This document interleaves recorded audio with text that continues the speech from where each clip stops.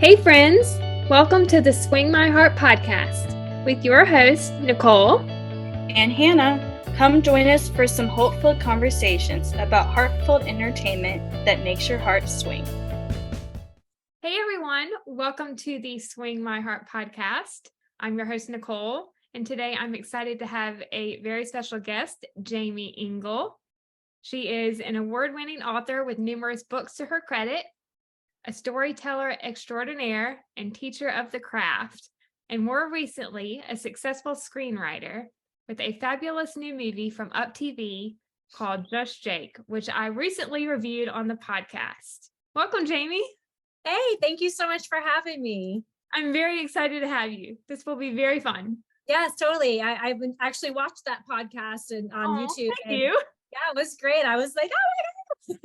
Thank you. Cricket and I had a great time talking about it. It was very thorough, but you didn't give away like the plot. You know, I love that. Yeah. I love when you hear a good review, so you get a good feel for the tone and the atmosphere and the feel good you left with, but you don't like just divulge the entire plot, which you can get that from the back of the book. True. Yeah. Well, thank you. I really appreciate you taking the time to listen to it and share it. Yeah, for sure. I have been looking forward to this interview because I have a deep interest in screenwriting and storytelling. My dad has a master's degree in screenwriting from the University of Georgia. And while he was there, I got the chance to spend a week attending classes with him and workshops with industry pros. I fell in love with the whole process and recently started writing a rom-com with my dad. That's amazing. To Hallmark. But enough about me. Let's talk about you. And thank you. You guys got bit though. That's what happens. I got bit when I was I got bit watching movies, but I got bit when I was in middle school, and I got an acting agent, and I started doing commercials and some like extra work and principal extra work. Yeah, on like TV shows, and like that was that. I fell in love with film. Thank you. Yeah. Yeah. Well, I have too. I've always loved film and TV. I took film classes in high school. My 10th grade year, it was a year round, like it was a 1-year class. And I think the first semester was film studies, where we watched different films. Most of them were like older films. Yeah. Trying to remember, like Metropolis and all those old. I think one of them was Schindler's List. Okay, cool. One of them might have been Singing in the Rain. I can't remember. That was so long ago. Yeah, for sure. But the second half of the year was filmmaking, so we got to make our own films. That's so fun. And then I took another film class in college, which I had a great time with. It's great. It's so much fun. Yeah. So good. I'm excited for you and your dad. That's a fun project. Thank you. Yes, we're having a great time. Tell us a little bit about the Engleverse and what it means to restore order with imagination. Sure, that's a great question. So for the Engleverse, I'm trying to build this like when you go to Disney World or Disneyland, and you've got Frontierland and Adventureland and Future World and all the different places, but they're all under the Disney World or Disney brand. So that's kind of what I'm trying to create with all of my books. And then within those worlds, you have certain things that are like specific to that world. So it's kind of the like visual concept of what I'm trying to do. So when I'm writing a story, I try to think like, how can I double this character in something else? So how can I take a character that I'm writing in Just Jake, for example, and where can I put that character into the next story? So the next one that is currently shopping with Hallmark is called Midway to Christmas. And so I have this like moment, who knows if it'll stay, but I have this moment right now where they are trying to get some like goods from this story to the kids in Lincoln, Colorado. And it's supposed to be the same house where Jake grew up. So it's very subtle and it's not a big deal. And like, if you don't know, you don't know, like it doesn't matter. But if you do know, it just gives a little layering to the universes, and it might make someone who's watched Just Jake be like, oh, I have to see Midway now, or vice versa. I love that. So I'm trying to do that with my kid books. So I have characters in one story, and then they might be in a short story, and then they might pop up later in a novel, and So I'm just messing around with it and just That's trying awesome. just I to love make it that. more experiential for the reader or the viewer. Yeah. So you knew from an early age you wanted to be a storyteller. How did that desire translate in the way you lived your life growing up and into adulthood? So when I was really little, I was reading Alice in Wonderland. Love And there was this moment where I was so engrossed in the story that I remember gasping. And then I was back in my bedroom. And it was like, oh my God, what is that? I want to do that for other people. It was just such a cool feeling, you know? So I started writing really bad Shel Silverstein copycat poetry. And I started taking Jane and Michael and Mary Poppins on adventures. And then I got sick in, I think like 4th grade. So I recorded some movies on my boombox. And one of them was Wizard of Oz. One of them was Alice in Wonderland. And I think the third one was Grease. And I started writing down all the dialogue, like the whole movie. And I got like right when Dorothy was leaving Munchkinland. So I never finished Wizard of Oz, but I can still recite almost the entire movie from the beginning to when she leaves Munchkinland. Please don't ask me why I retain that, but I can't remember like your name, but it's a true fact. So, so it kind of just translated, I mean, to me, stories everywhere. And I used to pretend I was Wonder Woman and I'd spin with my jump rope. And, you know, like I love stories so much. And as I became an adult, I went to film school and I dropped out because I got pregnant. So it happens. And then, you know, I had my kids and I started missing writing. I missed me and I started writing again. And then 10 years after writing books, I, you know, flipped into screenwriting and my first film got picked up and produced. And like you said, it's on Up TV right now. Yay. I love that story. A long time coming. Yeah. My dad always jokes, he's like, you're the longest overnight success ever. Oh, that's awesome. And The Wizard of Oz is one of my favorite movies. Me too. Of all It's so time. good. So, Me yeah. too. Funny story, actually. When I was in, I think it was 8th grade, my school had a talent show. And just out of the blue, I decided I was going to participate in this talent show. And I sang Over the Rainbow. I sounded so awful. That's so amazing. I hope your parents filmed it. Oh no. Oh, that's so fun. Listen, terribly off key. We just do it, you know? Yeah, exactly. We were like pre-karaoke. Like before it was cool, it was cool. Yes. And that is a hard song to sing, I have to admit. Yeah, that's like a shower song. Like you don't want to go out in public. So I am very impressed and kudos to you. Oh, thank you. Was there some special inspiration that led to writing your first novel, Clifton Chase and the Arrow of Light? Yes. My son, he was being bullied. And so I pulled him out of school and we homeschooled for 3 years, like I think 4th, 5th, and 6th grade or 3rd, 4th, and 5th grade or something like that. And so we joined archery club in Wickham Park, which is a local state park here in Florida. And one day, like we were driving through and there's these long rows on either side when you drive in that are like rectangular bushes. And at the end, they have the, I just forgot what they're called, the targets. So we're driving through and like, for some reason, I just had this imagination of a dwarf, like hopping from bush to bush, chasing us because we had something that belonged to him. And so I was really excited about that like concept and I wanted to watch the movie, but you know, so I went home and I started just messing around researching because I'm like, okay, if it's a dwarf, obviously we're in the medieval times, right? Because that's when they actually lived and did magics, of course. So I learned about King Richard's nephews locked in the Tower of London. Like I hadn't heard of them before. And I thought like, you know, my son was bullied and obviously they were bullied by their uncle. So I thought, what if I took a kid that was bullied in my time and I could send him back in the past to rescue these kids and change their story. And along the way, he can learn how to deal with his bully in the present. And that's where it came from. That's amazing. I love that. That is great inspiration for the book. Yeah, it was really fun. And then it led into on its own where I spent the past 10 years going into schools and talking to kids about the power of their words in life and literature and empathy and just sometimes that people are just going through stuff and that, you know, like I tell them, I go, you guys know everybody in your class. Like you may not personally know them, but you can look at anybody in your classroom on any given day and you can tell if their behavior is normal or if they're not acting right.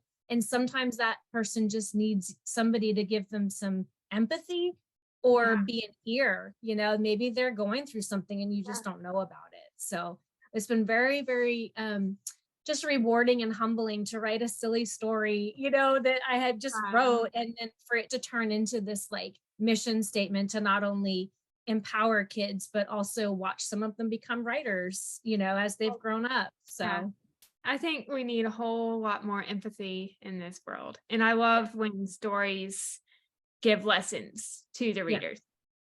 I think that's really important. And not preachy, but just there's a purpose.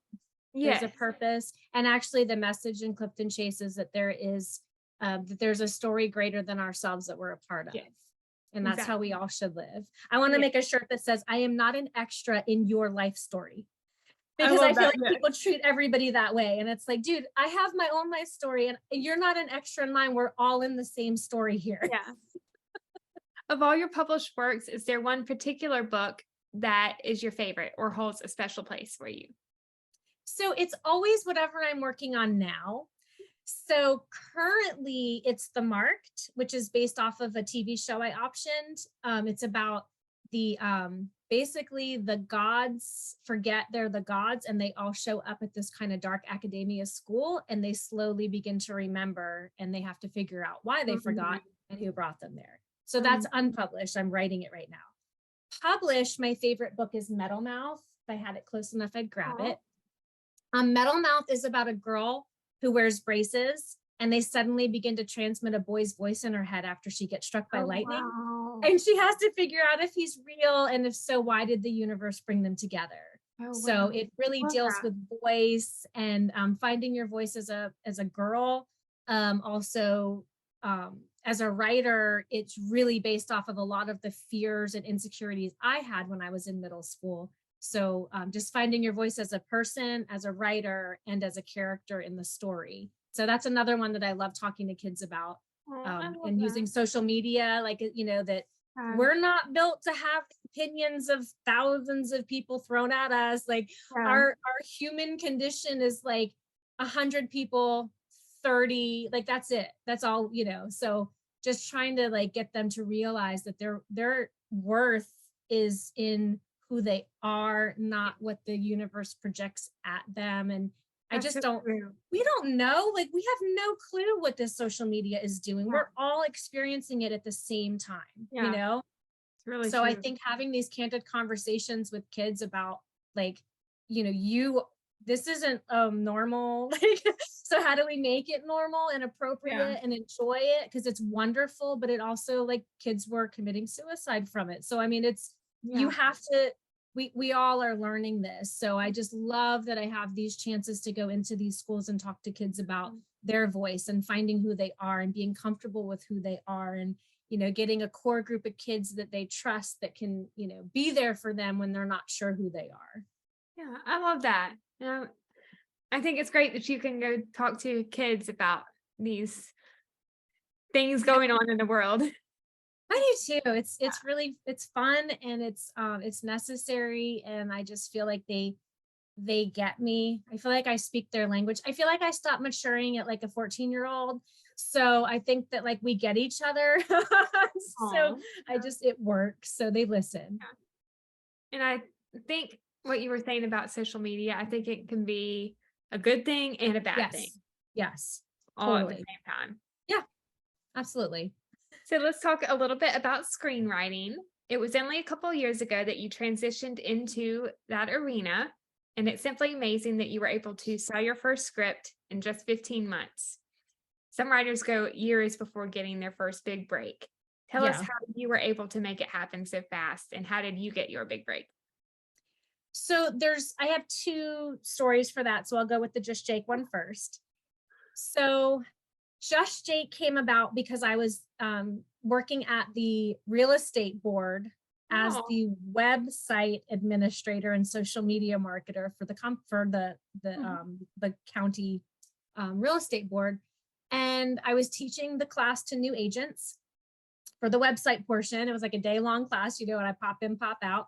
And this guy came out after the clinic and he was like, hey, I have some questions about my website. If you wouldn't be, I could make an appointment. And he said, I just moved here from LA. I've been in the film industry for 30 years. And I just felt like God was moving me to do affordable housing in Brevard County.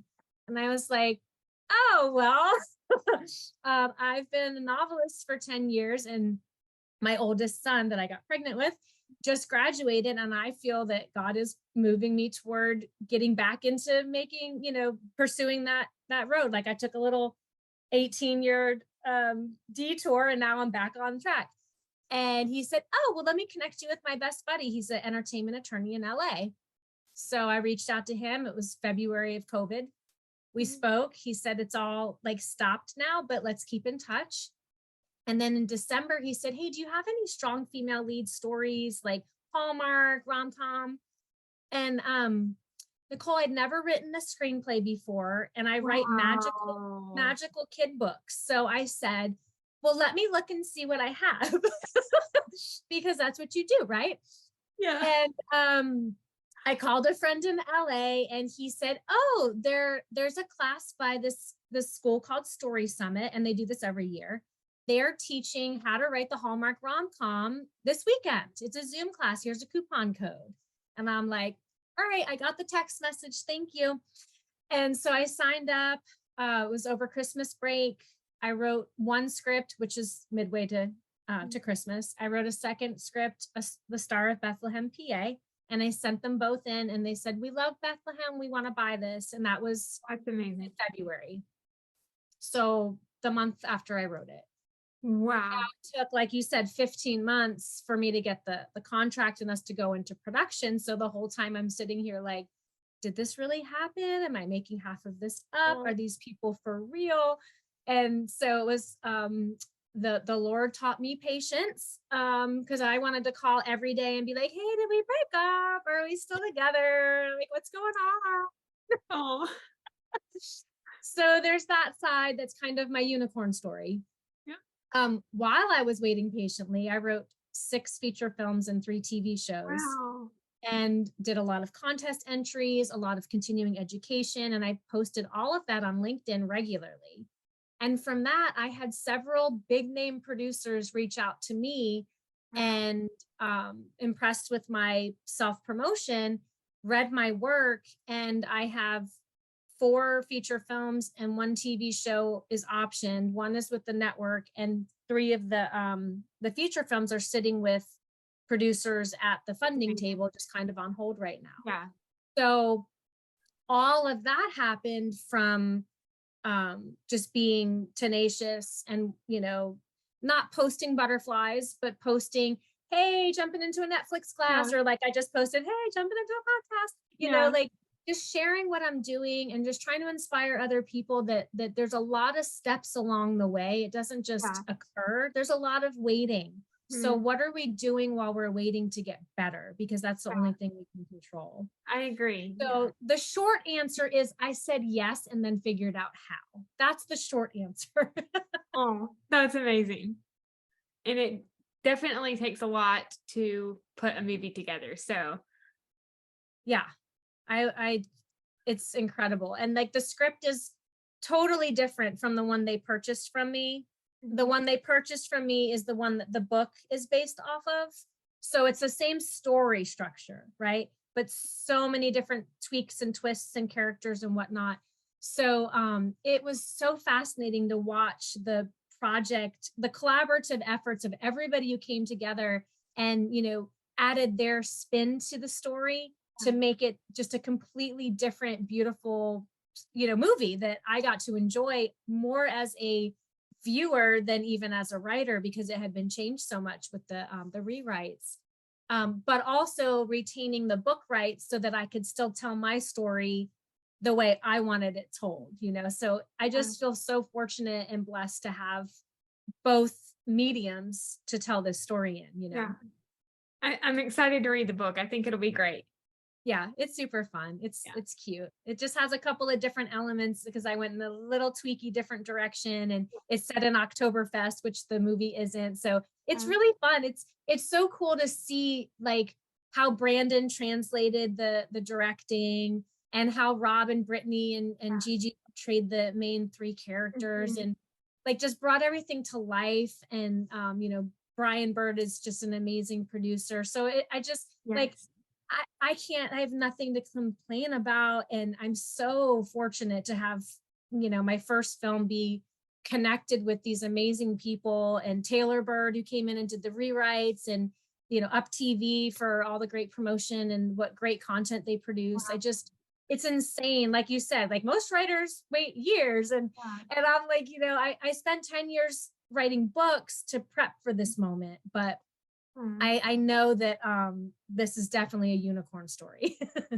Many of our listeners are fans of When Calls the Heart, and I'm sure you know that Brian is the co-creator of When Calls the Heart.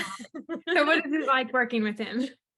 He was so generous. If I could just give him one attribute, he was so generous. We sat on a call and he went through the script and he told me like like he said, your writing is amazing. This is how we write these kinds of movies. So this is what our audience looks for, and what you should do to, you know, do your rewrite and come back with some tweaks in these areas, and just going through the process. And like he said to me, he goes, somebody opened a door to me. So Brian said when he was younger, and he said, but I had to have the writing chops to keep the door open. And he said, you have the writing chops, and I'm opening the door for you. And I was just like, oh, that's like, awesome. Generous, just so generous. Oh, that's amazing. I hope one day I will get to meet and chat with him, because he seems like that guy. Yes, for sure. I have to say that I loved Just Jake and enjoyed reviewing it in my last episode, but I noticed a slight variation in the log line on your website that differed from the actual storyline in the film. How much did the producers change your original script? I think you might have already mentioned this, but no worries. Yeah, I mean, they really did change so much of it, so much so that when Brian emailed me the final shooting script, he said, this is still your story. It is still your story structure. It's still your theme. It's still your characters. You know, just understand that it looks different, but it's still your same story. And that is exactly the truth. You know, Brandon and I talked at Rama Drama.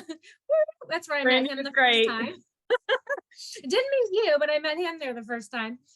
And, you know, and he said, he goes, and he wasn't like being like at all, like, at all. But I was like, so tell me, explain to me, you know, I want to know everything. And he said, well, here's how it works. And, you know, I get the script, but you're writing from your pure imagination, which is what I want, you know, so that I can turn it into a movie. And I'm like, great. So he said, you know, you don't have the budget. You don't have the constraints of real life. You don't have, you know, we had, oh my gosh, I just forgot his name and everyone's going to hate my guts. We had Trevor Donovan was going to be Jake at that time, and I met Trevor there. Sorry, Trevor.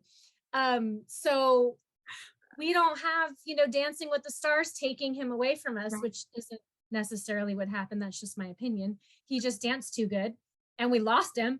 But you know, we got Rob. Like, you know, either one was great. Would have been incredible. And it's the same as the book. Like the movie was amazing. The book is also amazing, just different. Trevor would have been amazing. Rob was amazing. You know, it's just, it's so cool how art can translate in so many different ways, even the same exact story, you know? So, you know, Rob and Brittany, their conversations are going to be real and different than the ones I draft, because they're not real people when I'm drafting them. So if I'm looking at Rob and I'm hearing Rob's cadence and how he delivers lines, that's going to change how I write his dialogue. And I didn't have that information in front of me, obviously. Settings changed. There was that great little coffee shop in Lincoln. So I had it as a diner, but they said that, you know, Amber came in and totally changed our beautiful diner into a coffee shop, you know? So it's really cool. and budget, budget is going to take a big theatrical fairground ending that I had in my head when I was writing this and turn it into a local talent show, so it all works. And that's what I found so much fun and so fascinating, is that it all works. It's just different. I loved hearing that behind the scenes for writing the script. Yeah, it's really cool. I think behind the scenes are one of my favorite things about me too. film. Yeah. I agree. I love there's that show on Netflix. I'm sure you've seen it, where they go through the different, how they were made, how these different movies came to be. Oh, you need to check it out. It's super fun. They go through like a lot of the older movies in the 80s and 90s and just how it actually came to be. And sometimes they'll get the screenwriter involved, and you can hear all the horror stories of this went wrong and that went wrong and this was amazing and this just happened and we had no idea was going to happen. And yeah, it's super I'll have fun. to check it out. Yeah. I do watch Netflix. One of my favorite shows on there is Virgin River. Oh yeah, for sure. That's a good one. A good one, yeah. And then Riverdale, which actually I watch on CW, but they do CW, exactly. Yeah, yeah, that's another good show. Yeah. My dad is also a songwriter and recording artist, and he likes to write screenplays about the music business. What inspired you to write a music movie? So my one of my best friends in Virginia, we love to bounce ideas. I mean, for years we've been bouncing ideas, and I told him I wanted to write a rom-com, and I'm like, dude, I write magic kid books. Like, I don't even know where to start. And he said, have you ever heard of Bethlehem, Pennsylvania? And I was like, no. And he's like, what about like the Star of Bethlehem, PA? And that he just said that, and I saw like the whole movie flashed before my eyes. Like I saw this country music singer and the girl back home, and these kids that she worked with, because I was in chorus in school. I was a big music geek, so I was totally the Joaquin in this, and just loved music, and how music, when you think about like memories or decades of your life, even there's music. Like you think about a breakup or a get together or a fun girls night, or your grandmother passing, or you're getting a new dog, decades of your life, middle school, elementary school, it's all music. And if you have kids, music is so important to kids. Like it's so much more important to kids than it is to adults. It's integral, and that's why it imprints in us. You can hear a song and be transported back to your 6th grade dance. I know that happens to me with it's crazy like that. It's crazy. So like when he said the Star of Bethlehem, PA, I just saw this like amazing country music singer, and just the falling from grace, and then finding himself back home, and falling in love with the girl he used to love, who she is falling in love with these kids, and that he sees that's. And I think I probably got that from all the school visits I did, where I'm like, oh, I write these great books, but it's really about these great kids, so kind of putting a little bit of me in that part of the story. That the art is great. It's great to get a nice review, and it's really cool when people are like, I like your work. But when you impact somebody else's life, and they're like, I want to be a writer now, or this book literally saved my life. A boy told my son he was going to go home and commit suicide, and I came to his school and talked, and he didn't. And this was 3 years later that he told him this. So like, I mean, how, right? Mind blown. Yeah. So just this incorporating the music has always been so important to my life, and all of my high school memories are music related. And so just having that balanced into this, romantic story, it's just the music. The music is the vein that, pumps the blood of this story. Wow. I love music too. I've always loved music. What kind of music is your favorite? Oh goodness. I would have to say I like a little bit of everything, except I'm not a huge fan of rap, but I love oldies. I got that from my dad, like the 70s music. Of course, I love country. I love pop. It just depends on who the artist is. Yeah, I agree. I think I'm very eclectic as well. A little bit of everything. I don't like really, really hard anything. Hard metal, Yeah. hard rap, hard Yeah, that's country another rock. thing. I'm not a Yeah, fan just of. anything really, really like seriously hard. I'm like, Yeah, same. oh, My first concert was actually Dan Fogelberg, I think when I was like oh my gosh, 2 years old. that's awesome. Gosh, I don't know my first concert. I think it was a Christian band. I feel like it was like Kim Boyce or somebody, and I'm sure nobody I knows think who. I've heard that name, yeah. Yeah, it was old school 80s, like when Amy Grant and Michael W. Smith were kind Love of making, Amy Grant and Michael yeah, W. when they Smith. were kind of making Christian rock cool. Like she was a Yeah, like an indie artist, and yeah. I think that was my first concert. And New Kids on the Block. I've heard of them, of course, being a 90s kid. Yeah. I've seen Loggins and Messina and America. I got to meet both of them, which they were really nice people. So Awesome.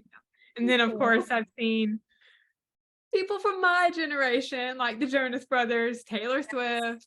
They're awesome. Both of them are awesome. Yeah.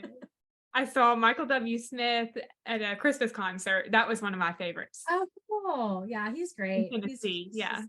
Yeah, transformational. And American Idol. Twice. Yes. Oh my gosh. So fun. I got to meet the first year I went, I got to meet, I think it was 9 out of the 11 contestants.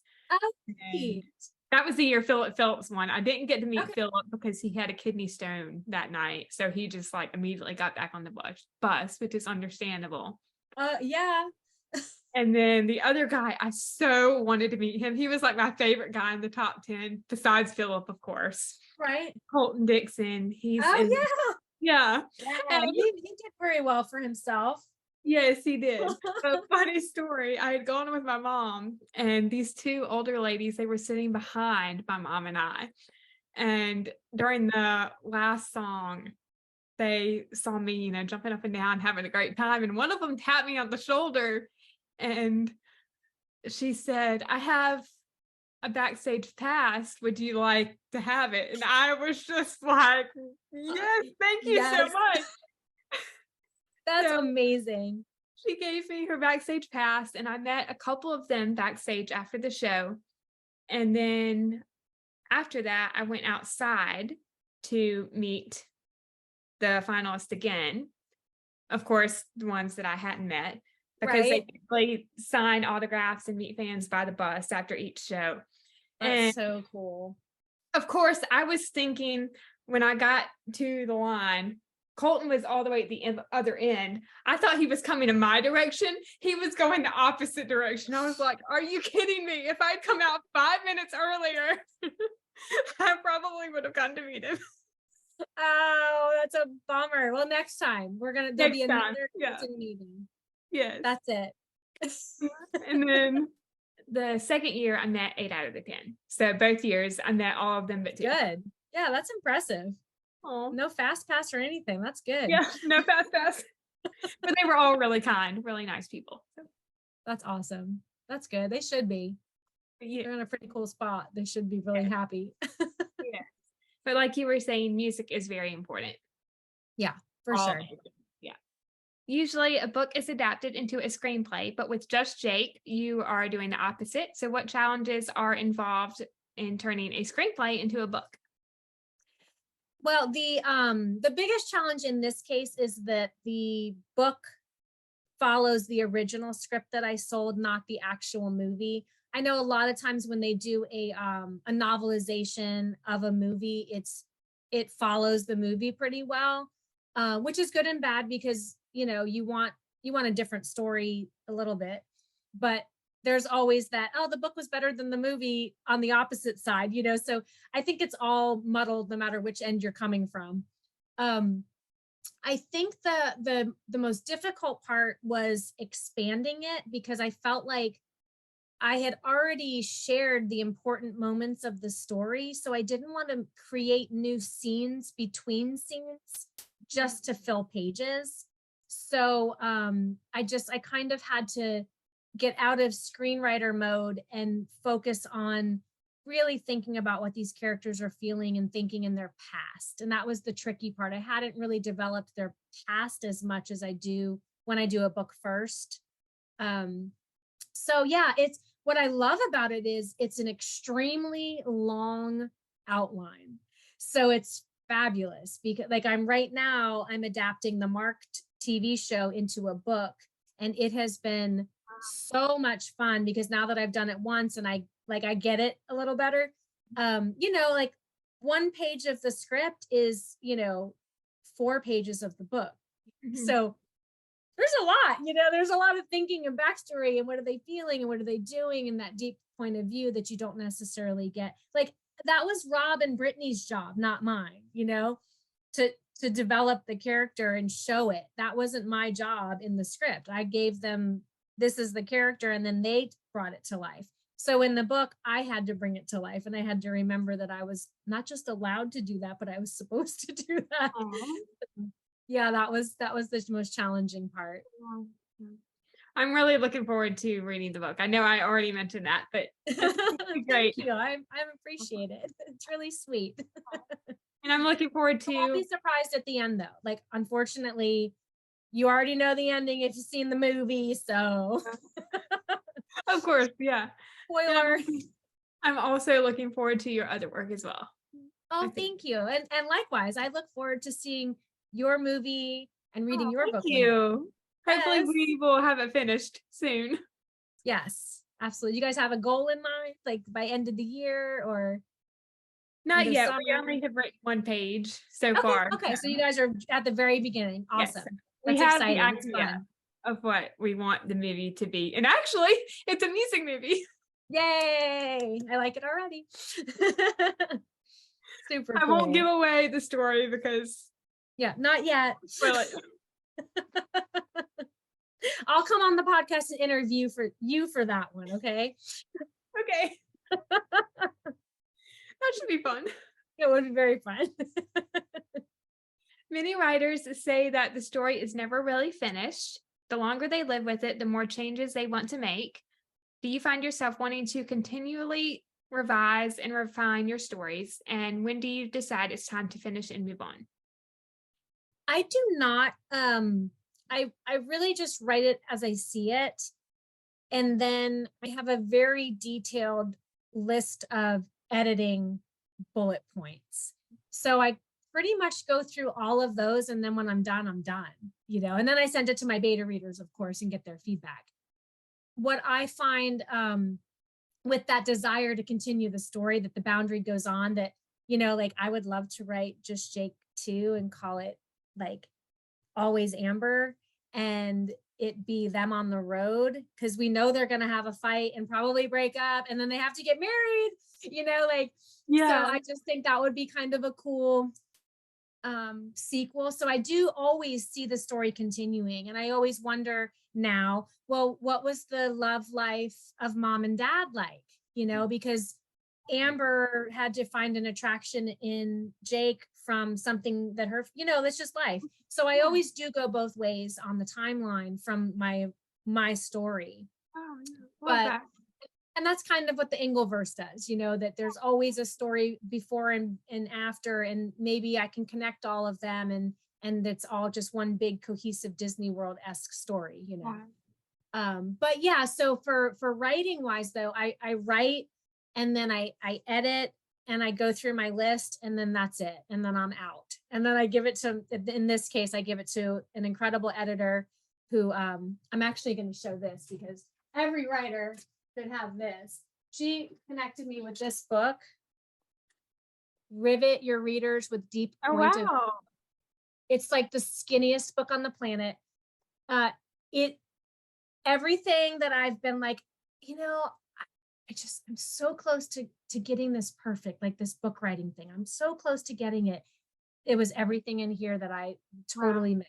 Now it's like, it's so clear and I get it and it makes sense and it's improved my screenwriting. And so, yeah, so every story you get better, every story you don't do something you used to do, and it's like an onion. Now you have something new to work on. So I think we're always getting better, and I'll always go back to anything I wrote and be like, oh, I should rewrite that. I could totally rewrite that better now. I know I would love to see a sequel to Just Jake. That would be great. You and several others, and I did put a bug in Brian's ear. So we'll see what happens. I mean, Fingers crossed. Fingers crossed. And to follow up with what you were saying about, always making things better, I think that we never stop learning. So I think I've heard that quote before. You never stop learning, no matter how old you are. Absolutely. Yeah. And no matter, even if you're teaching, you can still learn, Yes. You can learn from teaching. So yeah, you have to always learn. And if you ever get to a point where you don't want to learn anymore, or you don't feel like it, then that may be time to do something totally different. You may have just spent and learned everything you can in that area, and now it's time to, go bake or something. I don't know. Exactly. I definitely see what you're saying. Yeah. If you could write a screenplay for any male and female lead actors, who would they be? Oh, that's a great question. Now, it can be in the Hallmark world or like big names as well.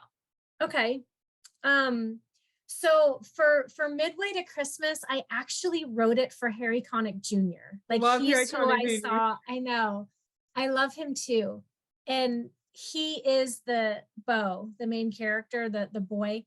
So I totally wrote it for him. And then I don't know if you've ever watched The Office, but Ellie Kemp. I have seen a couple episodes. Yeah.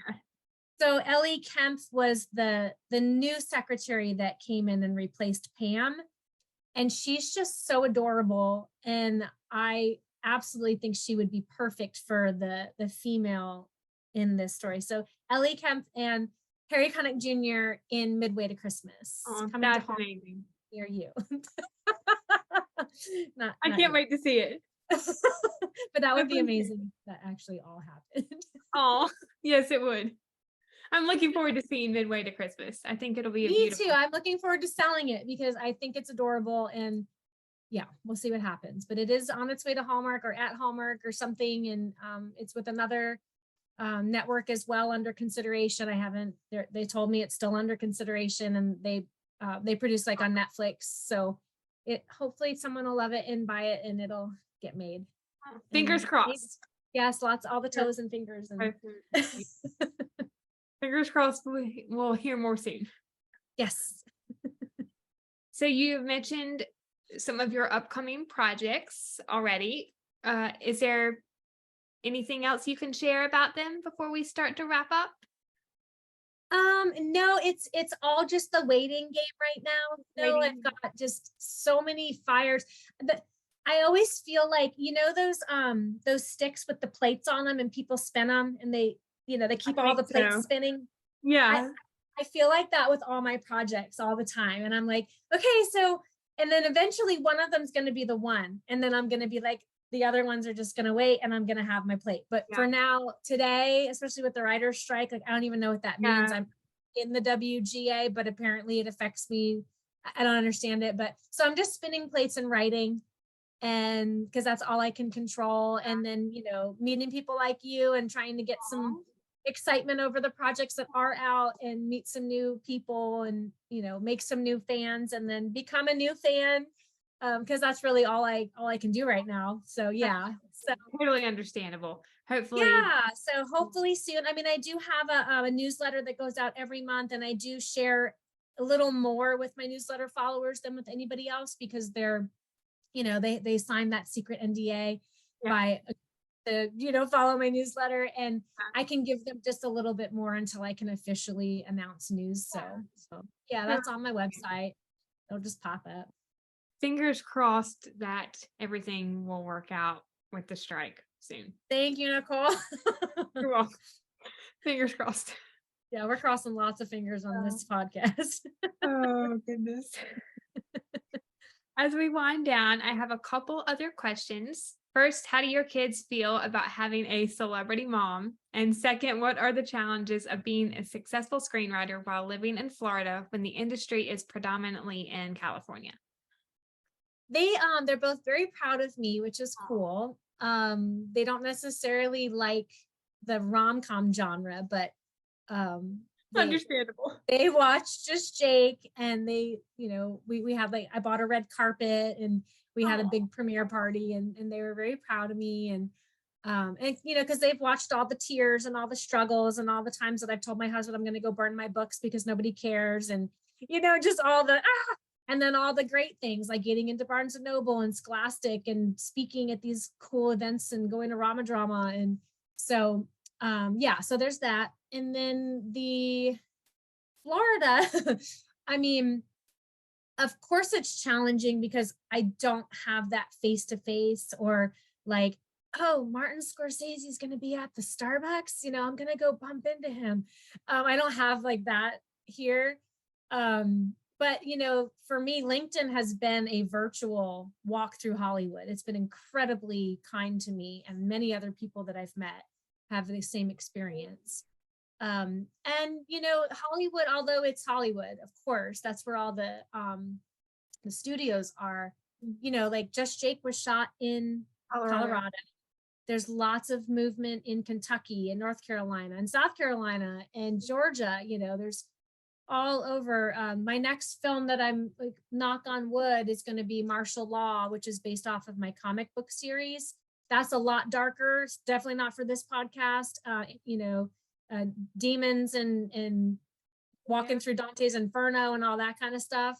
So, but that one, won't be, it's a Western, so it's going to be somewhere out there, if it gets picked up. So, it is still hard, but I think because of all the film incentives in all these different states, it's definitely doable. And with the internet, to be a filmmaker, probably not so much, but to be a writer, if I just want to stay as a writer and just sell and, pass on, then it doesn't really matter where I'm doing it. Yeah, that's true. Yeah. But the networking is the hardest part. And for me, places like LinkedIn, and there's another company that I met through somebody on LinkedIn, and I've spoken with them. They're probably going to even bring me to share my story, is Story Rocket. And that's a website where you can put your book up or your screenplay up, and then producers can come and find you, which is really neat. Amazing. Yeah, so there's a couple of places like that out there too, where you can, like Stage 32, where you can go in and buy 30 minutes with a real producer and pitch your work. So it's, you just have to be tenacious and just like understand that you're asking people to spend millions of dollars and years of their life on your story. So you better have it good enough to ask hundreds of people to do this, because people write a script and they're like, it's finished, so everybody should want it. And it's like, no, you've got to put your storytelling time in. So I think if you do that and you network and, you work hard and I don't know, for me, you trust in a higher power. And I believe that God opens the doors and I just walk through them, and I just listen.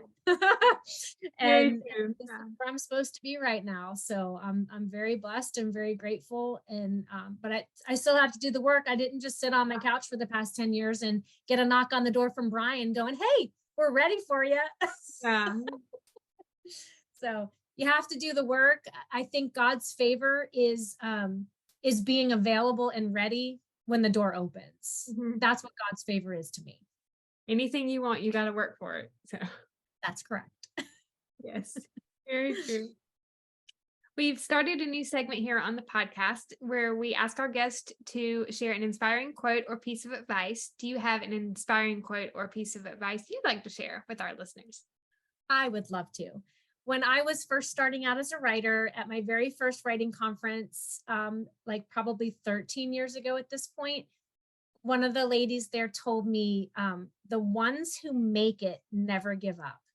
Mm-hmm. And every time I've wanted to give up, because like I said, since I was 7, I wanted to be a screenwriter. Like that was my job. I wrote books because I couldn't screenwrite from Melbourne in 2001. It was a different world. Could not write movies from Florida in 2001. So because I had that to hold on to, I was able to spend 10 years learning books and speaking and publicity and self-marketing to be available for that moment to get just shake, and to be ready and professional and know what I'm doing and have the confidence to say yes, because I just spent 10 years figuring everything else out. How hard can this be, right? Wow. So the ones who make it never give up.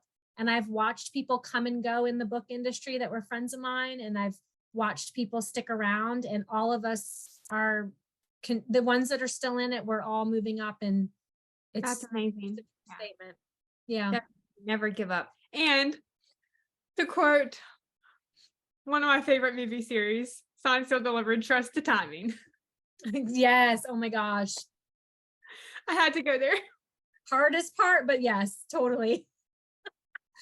But yeah, that's great advice though. Yeah. Well, thank you for sharing and taking the time to chat with me today. I had so much fun. Oh my gosh, Nicole, this was amazing. I had a blast, and I appreciate your time. I appreciate your audience. I hope you guys had fun too. Sure. Yes. Where can all of our listeners find you on social media? Thank you for asking. I am everywhere at Jaimie Engle Writes, and it's 2 E's right there. You can see it under my face. Jaimie Engle Writes on all social, and then my website is jaimieengle.com. I know it's very creative, but all my creativity is in my stories, not in my social. Well, thank you so much again, Jaimie. This was a lot of fun. Yep. Thanks, Nicole. I look forward to interviewing you about your book and your movie. Well, thank you. All right, everybody. I think that wraps up our interview with Jaimie Engle. Thank you so much for listening. We hope you have a great day or night wherever you are in the world, and we will see you next time. We love y'all. Bye. Bye.